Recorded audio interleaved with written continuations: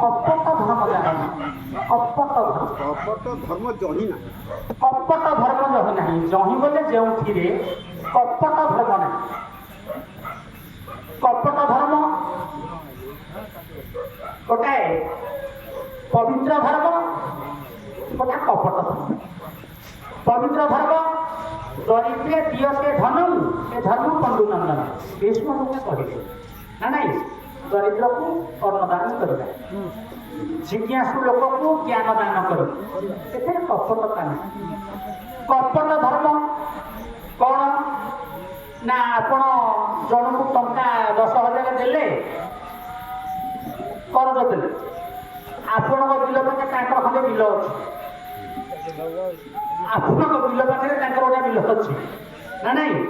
ଆପଣ ତାକୁ 10,000 20,000 ଦେଲେ, ଦାନ ଦେଲେ, ଦାନ ଦେଲେନି।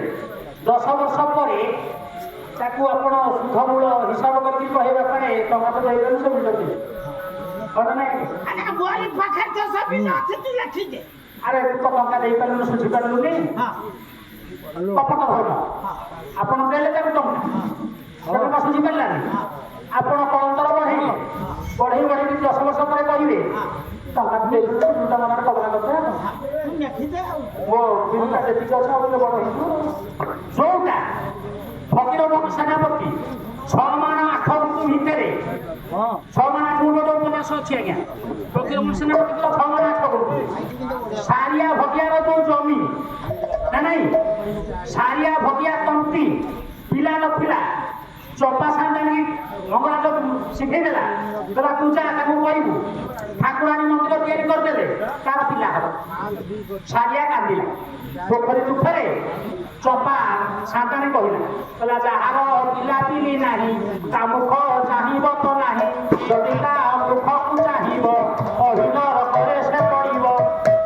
ସାରିଆ ଗାଧଉଛି, ଚପା ସାନ୍ତାଣୀ କହିଲା ସାରିଆ କହିଲା ମୋର ତ ପିଲାପିଲି ନାହିଁ, ମୋ ମୁହଁକୁ ଚାହିଁଲେ ତାହେଲେ ନରକରେ ପଡ଼ିବ।